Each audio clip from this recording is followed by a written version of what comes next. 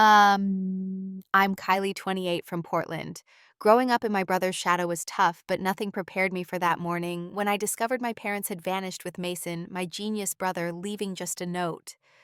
What hurt most wasn't just being abandoned, but my grandmother's reaction when I called her crying. "That's good," she said. Those words haunted me for years until I discovered the truth about my family's secret past. If you're watching this, let me know where you're from. In the comments, hit that like button and subscribe to hear how my ordinary life became anything but. I was a happy only child for the first 3 years of my life. I have vivid memories of my parents spinning me around in the backyard, taking me to the park, and reading me bedtime stories every night. Their faces would light up at my smallest achievements. When I learned to tie my shoelaces, my dad recorded it and showed everyone at his office. When I recited the alphabet without mistakes, my mom called my grandma immediately to share the news. Then Mason arrived. I was excited at first to have a little brother. I helped decorate his nursery with stars and planets because my parents said he was their little piece of the universe. I imagined teaching him games and having a permanent friend at home. For a while, things were normal. Mason was just a baby who needed attention. And I understood that even though I sometimes felt jealous. Everything changed when Mason turned 2. While most toddlers were struggling with simple words, Mason was speaking in complete complex sentences. He could identify all the planets in our solar system, recite multiplication tables, and had an uncanny memory. I remember sitting at the dinner table when Mason corrected my dad's calculation of the tip at a restaurant. Dad checked it twice on his phone calculator, then looked at Mason with a mixture of shock and pride I'd never seen before. By the time Mason was 3, my parents were giving him complex puzzles that I, at 6 years old, couldn't solve. He completed 500-piece jigsaw puzzles in under an hour. He could read books meant for middle schoolers and explain the stories afterward. My mother, who taught high school mathematics, started bringing home advanced problems, and Mason would solve them without writing anything down, just staring at them with his intense blue eyes before announcing the answer. When I started elementary school, I was an average student. I got B's and occasional A's when I worked really hard. I wasn't exceptionally talented at anything, but I wasn't bad either. I joined the choir, took dance lessons, and had a small group of friends. Mason, meanwhile, was being tested by specialists and was already doing 5th grade work at age 5. By the time I was in 4th grade, Mason was sitting in classes with me, having skipped several grades. Teachers who had me the previous year would compare us, not unkindly, but consistently. "You're Mason's sister. He's quite extraordinary, isn't he?" Became a phrase I heard in various forms throughout my school years. My parents' attention had completely shifted. Our home became a learning environment designed for Mason.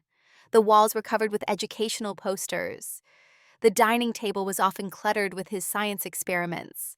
Family conversations revolved around his latest interests or achievements.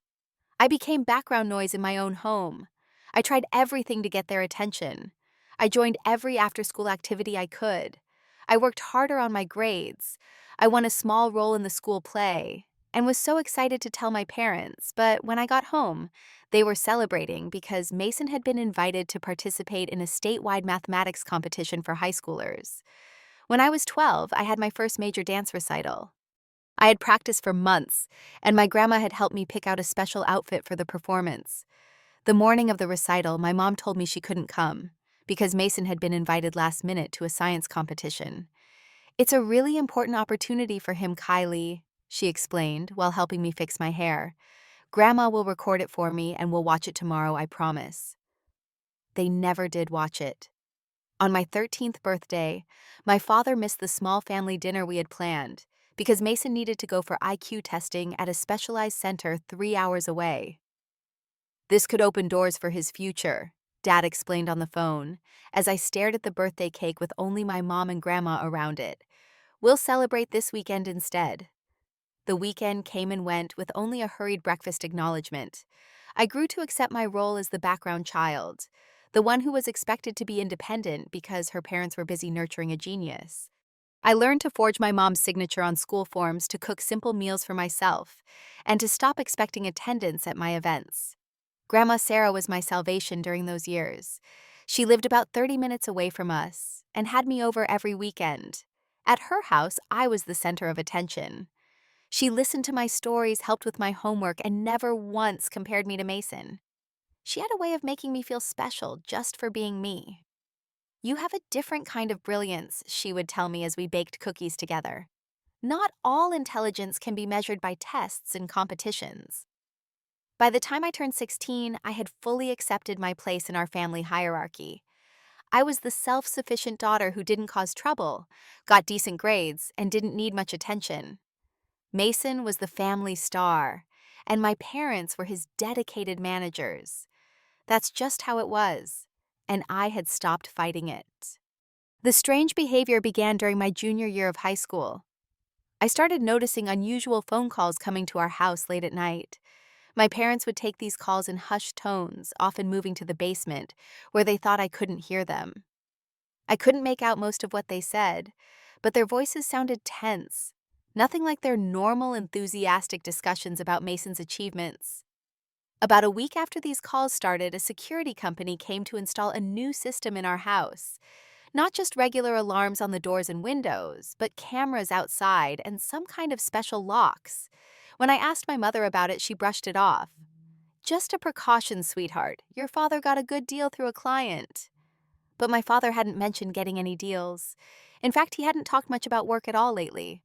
I noticed he was home more often sometimes, taking Mason to appointments during what should have been his office hours. Then I started noticing the private conversations. Mason, now 13, would be huddled with my parents in the living room. But when I entered, they would immediately change the subject or disperse.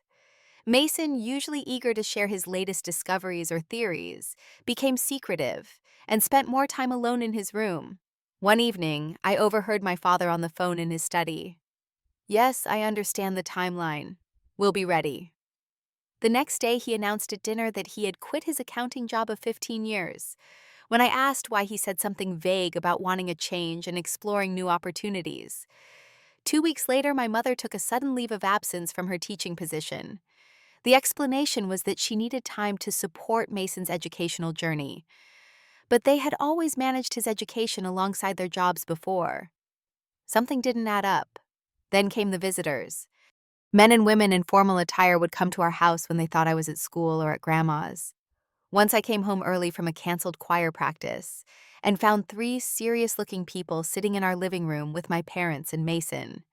They had documents spread out on the coffee table, which they quickly gathered when I walked in. My mother ushered me to the kitchen with a tight smile, saying they were just some educational consultants. I started noticing other changes too. Small, valuable items began disappearing from our home. My mother's pearl necklace that had belonged to her grandmother, my father's collection of rare coins, the antique silver that only came out for special occasions. I found a receipt from a high-end pawn shop in my father's jacket when I was doing laundry. Late one night, I passed by the partially open door of my parents' bedroom and heard fragments of a conversation that made me stop and listen. "The potential is too significant to ignore," my father was saying. "I know, but the program requires such a commitment," my mother responded, her voice strained. "What about Kylie?" "Sarah has already agreed to the arrangement," my father said. "This opportunity won't come again." When I asked them the next morning what they were talking about, my mother smiled too brightly and said they were discussing summer programs for Mason. But it was February, and they had never planned his activities that far in advance. Mason's behavior became increasingly strange too. He spent hours on his computer, and when I walked by, he would quickly switch screens. Once I glimpsed what looked like blueprints before he closed the laptop. He stopped joining us for dinner, claiming he was working on important projects. When he did emerge from his room, he looked tired and preoccupied. One day, when Mason was at one of his many special doctor appointments with my parents, curiosity got the better of me. I slipped into his room and looked around. His usually meticulous space was cluttered with papers covered in equations and diagrams I couldn't begin to understand. On his desk, I found sketches of what looked like some kind of energy device with complex calculations in the margins. In his trash can were crumpled papers with official-looking letterheads torn off as if he was hiding who the communications were from. My anxiety grew with each passing day. Something major was happening in our family, and I was the only one not privy to it. I tried confronting my parents directly one evening after dinner. "What's really going on?" I demanded. "Why did you both quit your jobs? Who are these people coming to the house? What's happening with Mason?" They exchanged that look they always did when discussing something about me without words. "Kylie," my father finally said, "there are some opportunities for Mason that we're exploring. It's complicated and not finalized yet." "That tells me nothing," I said, frustration building. "I live here too. Don't I deserve to know if something big is happening?" My mother sighed and touched my arm. "You wouldn't understand, sweetheart. It's very technical and related to Mason's abilities. When things are settled, we'll explain everything."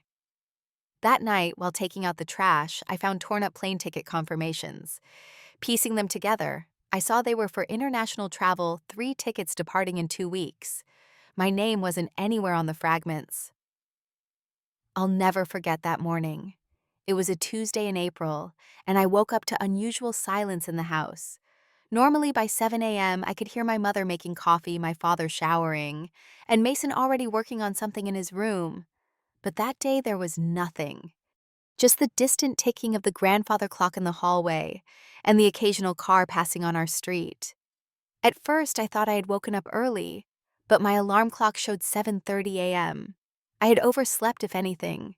I called out for my mom as I pulled on my robe, but no one answered. A strange feeling settled in my stomach as I walked down the hallway toward my parents' bedroom. Their door was open, which was unusual. Their bed was made not slept in. The closet doors were ajar, and when I looked inside, I could see empty spaces where their suitcases should have been. Several drawers were partially open, emptied of essential clothing items. The bathroom was clean and dry. No damp towels, no steam on the mirror from recent showers. "Mom, Dad," I called louder, my voice echoing through the empty house. I rushed to Mason's room next, pushing open his door without knocking. His room was almost entirely cleared out. The desk where he spent hours working was empty. His laptop was gone. The walls previously covered with charts, equations, and awards were bare, except for the hooks and pins that had held them. His closet was open and empty, except for a few old t-shirts and pants he had outgrown. Panic rising, I ran through the house, checking every room, calling for my family. In the kitchen, everything looked normal, except for the absence of people. 3 coffee mugs sat in the dish drainer, washed and dried from the previous evening. The refrigerator hummed quietly, still fully stocked. I grabbed my phone and called my mother's cell. It went straight to voicemail. My father's did the same. I even tried Mason's phone, which he rarely answered at the best of times. Nothing. That's when I saw the envelope on the kitchen counter propped against the fruit bowl. My name was written on it in my mother's neat handwriting. With shaking hands, I tore it open and unfolded the single sheet of paper inside. "Kylie, we had to take this opportunity for Mason. You'll be fine with Grandma Sarah. We'll contact you when it's safe. Love, Mom and Dad." I read it again and again, unable to process the words. They had left. They had actually left me behind. The room seemed to spin, and I had to grip the counter to steady myself. Questions flooded my mind. What opportunity safe from what? When would they contact me? Why didn't they take me with them? I sank to the kitchen floor, still clutching the note, and began to sob. I cried until my throat hurt and my eyes burned. When I could finally breathe normally again, I called the only person I had left. "Grandma, they're gone," I choked out when she answered. "Mom, Dad and Mason, they left me. There's just a note saying I'll stay with you." I expected shock, concern, maybe even panic from my grandmother. What I got instead turned my world upside down even further. "I'll be there in 30 minutes, Kylie. Pack what you need for now. We'll get the rest later." Her voice was calm, practical, without a hint of surprise. "You knew," I whispered, a new wave of betrayal washing over me. "You knew they were leaving me." There was a pause before she answered. "Yes, I knew. I'll explain when I get there. Just pack your essentials." The drive to my house normally took 30 minutes, but Grandma Sarah arrived in 20. She let herself in with her key and found me still sitting on the kitchen floor, surrounded by tissues, my phone clutched in my hand, as I fruitlessly tried calling my parents again and again. Grandma helped me to my feet and guided me to the couch. She looked around the house, nodding slightly as if confirming something to herself. Did they take everything they discussed? She asked more to herself than to me. You really did know, I said, anger replacing my shock. You knew they were abandoning me, and you didn't tell me. How could you? Grandma sat beside me and took my hands in hers. Her face was serious but not sad or concerned. That's good, she said, nodding. It's better this way. Those words hit me like a physical blow. Good, better. How could my family disappearing in the night, leaving me behind like unwanted baggage, possibly be good? What are you talking about? I shouted, pulling my hands away. They left me, their own daughter, with nothing but a note saying, I'll be fine with you. How is that good? How is any of this okay? Kylie, she said firmly, there are things you don't understand yet. Things about Mason, about your parents' decision about our family. I promise I will explain what I can, but right now we need to get you settled at my house. I insisted on calling the police despite Grandma's objections. 2 officers came and took a report, but their concern visibly diminished when they read the note and spoke privately with my grandmother. I overheard fragments. Custody arrangement, already discussed with family services. Temporary situation. When they left, one officer patted my shoulder awkwardly. Try not to worry too much. There doesn't appear to be any foul play here. Your parents made arrangements for your care. They'll be in touch when they can. I felt utterly betrayed. By my parents, by my brother, by my grandmother, and now even by the authorities, who should have been concerned about 3 people vanishing overnight. I packed a suitcase with clothes and another with personal items I couldn't bear to leave behind. Photos, my journal, the teddy bear I'd had since childhood, and the few gifts my parents had given me over the years that held sentimental value. As we drove to Grandma's house, I stared out the window in silence, tears streaming down my face. My grandmother attempted conversation several times, but I couldn't bring myself to respond. The only thought circling in my mind was they took Mason, but they left me behind. That night in the guest room that would now be mine, I cried myself to sleep, clutching my phone in case they called, wondering if I would ever see my family again. The first week at Grandma Sarah's house passed in a blur of anger and silence. I refused to speak to her beyond the absolute necessities. I would come down for meals, push food around my plate, and return to my room. She tried to engage me in conversation, to explain, to comfort, but I shut her out completely. Despite my coldness, she continued caring for me with patience. She drove me to school, prepared my favorite foods, and respected my need for space. Each night she would knock softly on my door. I'm here when you're ready to talk, Kylie, she would say before walking away without demanding a response. School became unbearable. Someone had seen the police at our house, and rumors spread quickly. By the end of the first week, everyone knew my family had disappeared mysteriously. Some kids speculated my parents were criminals on the run. Others whispered about witness protection. A few crueler ones suggested they had simply wanted to escape from me. My teachers tried to be understanding, but their pity only made things worse. If you need extra time on assignments, just let me know, they would say with sympathetic smiles that made me want to scream. I didn't want accommodation. I wanted my life back. My grades began to drop. I, who had always been a solid B student, started failing tests and missing assignments. When counselors tried to intervene, I shut down completely. What was the point of trying? The people who should have cared most about my future had abandoned me. Friends tried to reach out, but I pushed them away. Their normal teenage problems seemed trivial compared to what I was going through. How could I care about prom dress shopping or college applications when I didn't even know where my family was, or if I would ever see them again? About 3 weeks after the disappearance, a delivery truck arrived at Grandma's house. The driver unloaded a large box labeled with my name. Inside were some of my belongings from home. More clothes, books, my laptop, and the science fair trophy I had won in 8th grade, the only academic award I had ever received that made my parents genuinely proud. There was no personal note, no message, not even a card. Just a folder containing legal paperwork transferring guardianship of me to my grandmother until I turned 18, about a year away. The documents had been signed by both my parents and notarized in a city I didn't recognize. They had this planned for months, I said to Grandma, breaking my silence as I held up the paperwork. They knew exactly when they were leaving and that they weren't taking me. They set everything up. Grandma nodded slowly. They wanted to make sure you would be taken care of properly. If they cared about taking care of me, they wouldn't have left, I shouted, throwing the papers across the room. The next blow came when I learned from a classmate that my parents had sold our house. The family had moved in already and was renovating the kitchen. Somehow my parents had managed to sell the home remotely and transfer all the utilities. It was as if they had systematically erased their existence, and mine along with it. 3 months passed without a word from them. My 17th birthday came and went without even a card. Grandma made a cake and bought me a new phone, trying to make the day special. But the absence of my parents and brother left a hole that no gifts could fill. Then 4 months after they left, I received an email from an anonymous account. The message contained only 2 words: Mason thriving. I stared at those words for hours, tears streaming down my face.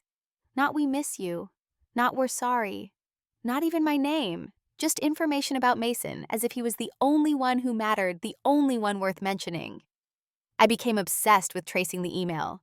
I had taken a computer class the previous year and remembered some basics about checking email headers. The information was mostly meaningless to me, but one detail stood out. The IP address appeared to be from Switzerland. Switzerland. They had gone to Europe without me. I spent hours researching what could possibly be in Switzerland that would make my parents uproot their lives and abandon their daughter. I found information about CERN, the European Organization for Nuclear Research, and other research institutions. Could Mason, at 14, really be working with world-class scientists? My research led me down internet rabbit holes about government programs for exceptional children. There were conspiracy theories about secret think tanks that recruited genius children for classified projects. Most seemed far-fetched, but after what had happened to me, I couldn't dismiss them entirely. Through all of this, Grandma remained frustratingly evasive. When I showed her the email and my research, she merely nodded and said, "I'm glad he's doing well." "That's all you have to say," I demanded. "Don't you think it's strange they're in Switzerland? Don't you wonder what they're doing there?" "Kylie," she said gently, "I know more than you think I do, and I will tell you when you're ready to hear it." "I'm ready now," I shouted. She shook her head. "No, you're still too angry. When you can listen without that anger clouding everything, we'll talk." My resentment toward her grew, even as I reluctantly adjusted to living in her home. She was hiding something, protecting my parents' secrets instead of being honest with me. Yet she was also the only family I had left, the only constant in my life now. One rainy Saturday, with nothing to do and nowhere to go, I found myself exploring Grandma's attic. She kept it organized, but full of memories, old furniture, holiday decorations, and dozens of boxes labeled by year or content. In the far corner, I found a dusty trunk with a simple label, "Before." Inside was an old photo album I had never seen before. As I opened it, I discovered a past I never knew existed. The photo album was filled with black and white photographs of a much younger Grandma Sarah. In most of them, she was surrounded by men in white lab coats, standing in front of complex equipment I didn't recognize. There were group photos where she appeared to be the only woman among dozens of serious-looking scientists. One photo in particular caught my attention. Grandma, probably in her 20s, was writing a complex equation on a massive chalkboard, while several older men watched with expressions of admiration. The caption, written in faded ink, read, "Sarah explains the Holloway theorem to Dr. Klein's team, 1965. Beneath the photos were newspaper clippings yellowed with age. One headline stood out: "Young female mathematician joins classified research program." The article, though brief, mentioned Sarah Holloway as one of the brightest mathematical minds of her generation, who had been recruited for a government-sponsored research initiative. I carefully gathered the album in a folder of clippings I found alongside it and brought them downstairs. Grandma was in the kitchen preparing dinner. She looked up as I entered, and her expression changed when she saw what I was carrying. "I think it's time we talked," I said, placing the album on the kitchen table. "Who are you really?" And what does this have to do with my parents taking Mason and leaving me behind? Grandma sighed deeply and turned off the stove. She wiped her hands on a towel and joined me at the table. I wondered when you would find that, she said gently, touching the album cover. Yes, it's time you knew the truth. She opened the album to a page showing her standing next to a complex-looking machine with two men in suits. I wasn't always just your grandmother who bakes cookies and tends her garden, she began. Before I married your grandfather, I was a mathematician working on classified projects for the government, projects involving theoretical physics and applications that were decades ahead of public science. I stared at her in disbelief. My knitting cookie baking grandmother had been some kind of secret government scientist. Our family has a genetic predisposition for exceptional intelligence, she continued. It doesn't manifest in every generation or in every child, but when it does, it's remarkable. Your father was like Mason, a prodigy. Dad, I interrupted, but he was an accountant. He was normal. Grandma smiled sadly. He chose a normal life. When he was 16, he was offered a place in a special program much like Mason has been. He declined. He wanted an ordinary life with college, marriage, a family. He deliberately chose not to pursue the full potential of his abilities. My mind reeled with this information. My father, the man who meticulously balanced the family checkbook and got excited about tax deductions, had been a genius like Mason. There's an international organization, Grandma continued, not governmental but private. They identify exceptional minds and recruit them for think tanks working on the most pressing problems of our time: energy solutions, climate change, disease prevention. Your brother's level of genius is extremely rare, even within our family. When they approached your parents about Mason, the opportunity was extraordinary. But why the secrecy? Why disappear in the night? Why leave me behind? The questions tumbled out, the pain of abandonment still fresh. Grandma's expression grew more serious. Because people with Mason's abilities are sometimes targeted. There are competing interests, other organizations, even countries, that would go to great lengths to control minds like his. The secrecy was for protection. Your parents couldn't risk anyone tracking them. They could have told me, I wouldn't have told anyone. Your genuine reaction to their disappearance was crucial, Grandma explained. If anyone was watching your family, they needed to see real shock and confusion from you. If you had known in advance, you might have slipped up, shown anticipation instead of surprise. I felt sick. So I was part of their cover story. They used me. They protected you, Grandma corrected gently. You weren't in danger. Mason was. They could have taken me with them, I insisted, tears forming. Grandma reached across the table and took my hand. That's where I need to be completely honest with you, Kylie. They had two reasons for leaving you with me. First, yes, you weren't in danger and didn't need the same protection Mason did. She paused, seeming to consider her next words carefully. And the second reason, I prompted, my throat tight. Because they knew I would need you, she said simply. What do you mean? Your parents faced an impossible choice, Mason's extraordinary future, or keeping the family together. When they came to me with their dilemma, I offered a solution. I would take care of you, give you a stable home to finish high school, and you, without realizing it, would take care of me. I looked at her confused. I'm getting older, Kylie. Living alone has become increasingly difficult. Your parents worried about me as much as they worried about you. This arrangement meant both of you would be cared for. The realization struck me hard. I wasn't just left behind. I was left with purpose, to care for the grandmother who had always cared for me. As we talked, I noticed another email had arrived on my phone, again from an anonymous account, but this time there was an attachment. I opened it to find a photo of Mason in what looked like a high-tech research facility. He was smiling, surrounded by equipment and people in lab coats, looking remarkably like the photos of young Grandma Sarah. Looking at the image, then back at my grandmother, I began to understand that my parents had made an impossible choice. It didn't erase the pain of being left behind, but for the first time I could see that their decision wasn't as simple as choosing Mason over me. Almost exactly 1 year had passed since my family disappeared. I had settled into a routine with Grandma Sarah attending my senior year of high school, working part-time at a local bookstore, and slowly rebuilding my life. The pain hadn't gone away, but it had transformed into something more manageable, a dull ache rather than the sharp agony of those first months. My 18th birthday arrived on a crisp autumn day. Grandma made my favorite breakfast and gave me a beautiful journal. "For your thoughts and your future," she said, kissing my forehead. I had grown closer to her over the months, especially after learning the truth about our family. Her stories about her past as a mathematician had given me a new perspective on my own intelligence. I might not be a prodigy like Mason, but I had my own strengths. When I arrived home from school that day, a package was waiting. It had been delivered by an international courier service with no return address. My heart raced as I carefully opened it. Inside was a sleek, high-tech phone, unlike any I had seen in stores, along with a note with a specific time later that evening.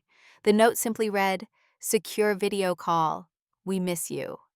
I showed the package to Grandma, who nodded knowingly. "They've waited until you were legally an adult," she explained. "Less complication that way." The hours until the scheduled call time crawled by. I alternated between anticipation and anger, rehearsing all the things I wanted to say to my parents, all the questions I needed answered. When the phone finally lit up exactly at the designated time, my hands were shaking so badly I almost dropped it. The screen filled with the faces of my parents and Mason. They were sitting in what looked like a modern apartment, sunlight streaming through windows behind them. Mason had grown taller, his face more mature than the 14-year-old boy who had left. My parents looked tired, but healthy. "Kylie," my mother said, her voice breaking, "it's so good to see you." For a moment I couldn't speak. Seeing them after so long, hearing their voices, was overwhelming. "How could you—" I finally managed, tears streaming down my face. "How could you just leave me like that?" "We had no choice, sweetheart," my father said, his expression pained. Mason's safety was at risk. The organization needed to move quickly. "You could have told me, you could have prepared me." My mother shook her head. "We couldn't risk it.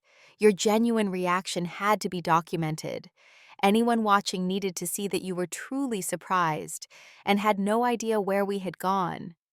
"So I was just part of your cover story?" I demanded. "It wasn't like that," my father insisted. "We were protecting you too. The less you knew, the safer you were." Mason, who had been silent, finally spoke. "I'm developing theoretical work on sustainable energy production," he said, as if that explained everything. "The implications could change how the world generates power. But there are people who would want to control or suppress this research. So the family just gets abandoned for the sake of your work?" I asked bitterly. "We never abandoned you," my mother said. "We made arrangements for your care for your future. We've been monitoring from afar." "Those anonymous emails, Mason thriving. That's your idea of staying connected." "We couldn't risk more detailed communication until now," my father explained. "This phone is secure, developed by the organization. We can talk more regularly now." As they continued explaining their reasons, justifying their choices, my anger built until it exploded. "You used me," I shouted. "You left me to deal with the police, with the rumors at school, with everyone asking questions I couldn't answer. Do you have any idea what that was like? To wake up and find your entire family gone. To have no explanation that made any sense. To be pitied and whispered about. You didn't just leave me behind. You left me to clean up the mess you created." My parents looked stunned by my outburst. They tried to defend their decisions, talking about the greater good, about Mason's potential to change the world, about the arrangements they had made for my care. But each justification only fueled my anger. "And you," I said, turning my attention to Mason, who had remained uncomfortably silent during my confrontation with our parents. "Did you even think about me? Did you even argue for taking me along?" Mason looked down, unable to meet my eyes. "I did ask," he said quietly. "But they explained why it wasn't possible. I'm sorry, Kylie, I really am." The call ended with unresolved tension.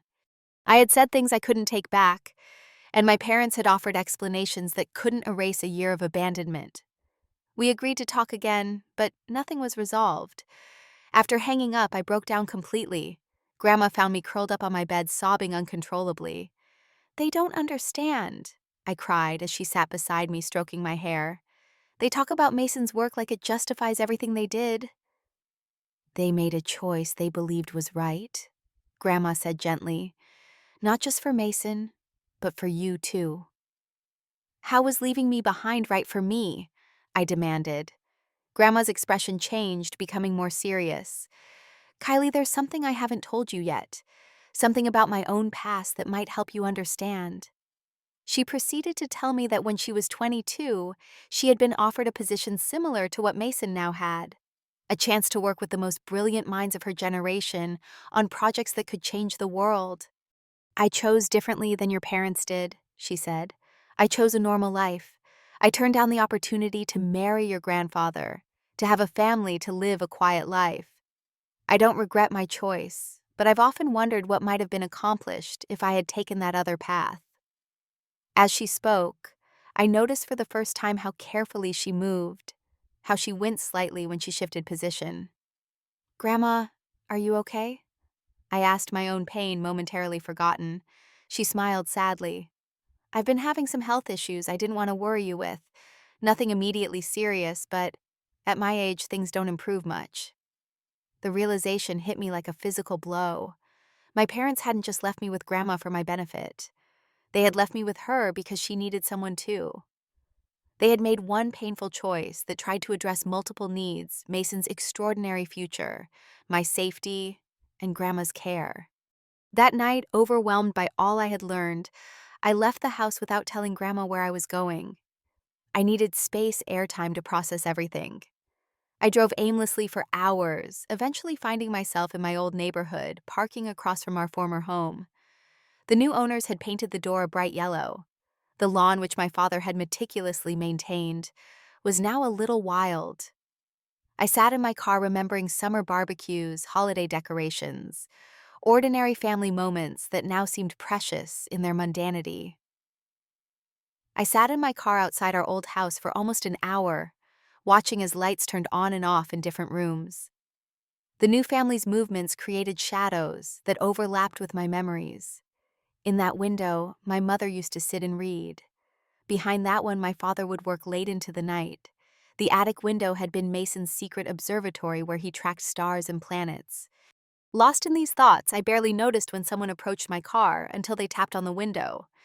I startled, then recognized Mrs. Patterson, our elderly neighbor, who had lived next door for as long as I could remember. I rolled down the window, embarrassed to be caught stalking my old house. "Kylie," she said, peering at me in the dim light. "I thought that was you. What are you doing sitting out here in the dark, honey?" "Just remembering," I admitted. Mrs. Patterson nodded understandingly. "Would you like to come in for some tea? It's getting chilly out here."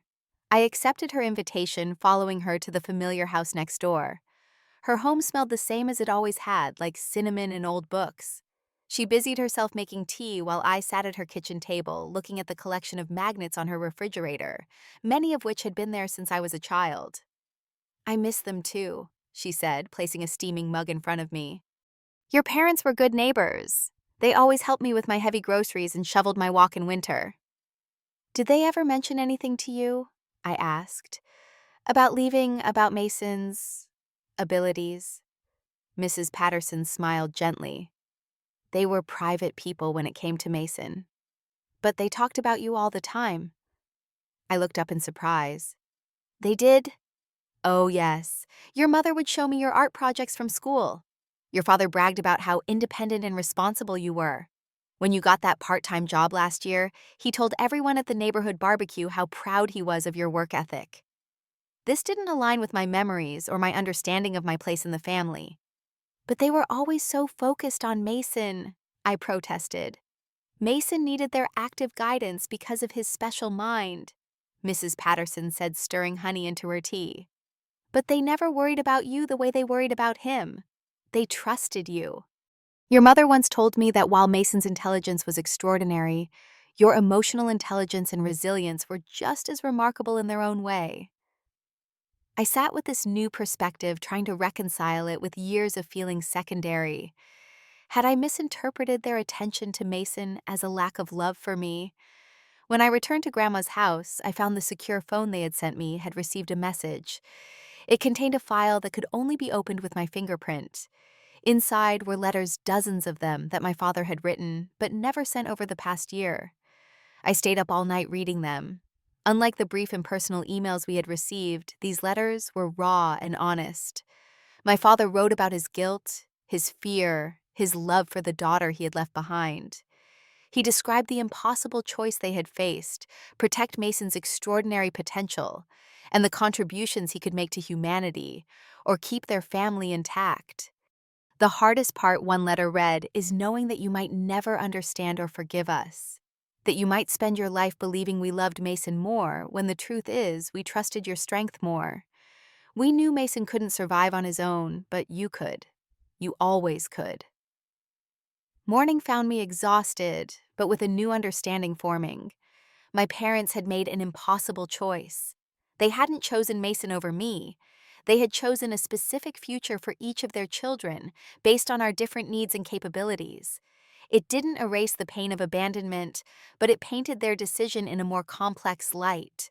I was so lost in these thoughts that I almost didn't hear the thump from downstairs. When I went to investigate, I found Grandma Sarah on the floor of the hallway. She had fallen trying to come up the stairs looking for me, after finding my bed empty when she woke. The next few days were a blur of hospital visits, tests, and consultations. Grandma had broken her hip, and at her age, recovery would be slow and complicated. As I sat by her hospital bed watching her sleep, I realized another truth. I had been so focused on what my parents had taken from me that I hadn't appreciated what they had given me in Grandma Sarah, or recognized that she needed me as much as I needed her. When Grandma was stable enough for a real conversation, we had the most honest talk of our relationship. I was angry that they left me with you, I admitted, holding her frail hand. I felt like they valued Mason's future more than mine. They valued both your futures, Grandma said. They just saw different paths for each of you. I made a similar choice once, choosing family over exceptional opportunity. I never regretted it, but it was still a choice with consequences. Did you resent giving up your work? I asked.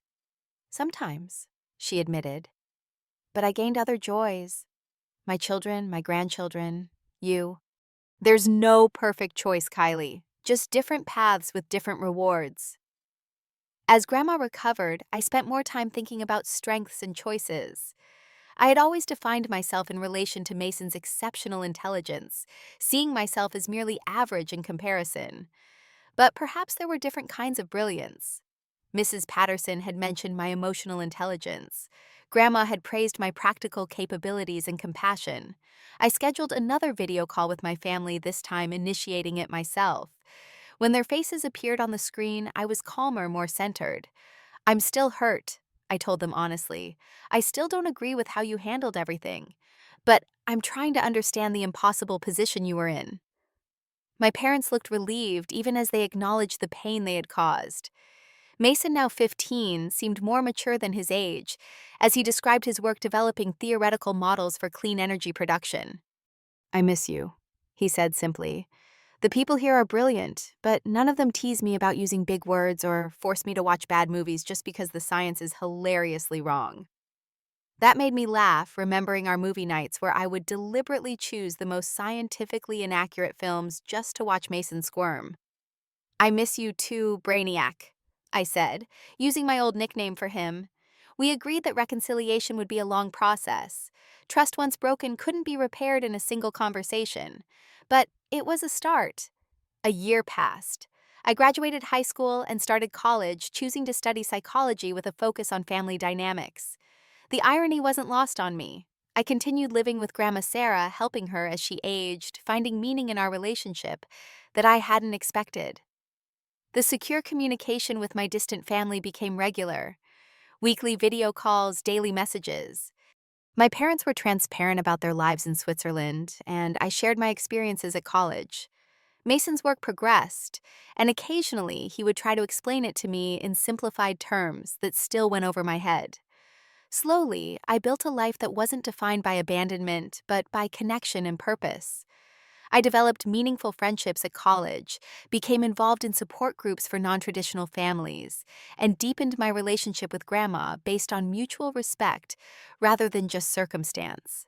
The summer after my freshman year, I made a decision. Using money my parents had set aside for my education, I booked a flight to Switzerland. Not to stay, not to be absorbed into their world, but to visit on my own terms, to see firsthand the life they had chosen, and to let them see the woman I was becoming without them. Being left behind had forced me to find my own path. It had been painful, sometimes unbearably so, but it had also been transformative. I had discovered a resilience and independence I might never have found otherwise. I had learned that there are different kinds of intelligence, different kinds of courage, different ways to make a meaningful impact on the world. As I packed for my trip, I found the journal Grandma had given me on my 18th birthday. I had filled it with my thoughts, fears, and gradual understanding over the past year. On the last page, I wrote, "Sometimes being left behind is actually being set free. Free to discover who you are, without the shadows of expectations or comparisons. Free to find your own brilliance in an ordinary life filled with extraordinary connections." Have you ever felt like you were left behind only to realize later it gave you space to grow in ways you couldn't have otherwise? I'd love to hear your stories in the comments. And if this resonated with you, please hit that like button, subscribe to hear more stories like this, and share with someone who might need to hear that sometimes what feels like abandonment can actually be the beginning of finding your own path. Thank you for listening to my journey, and remember, ordinary lives can hold extraordinary meaning when we choose how to define our own worth.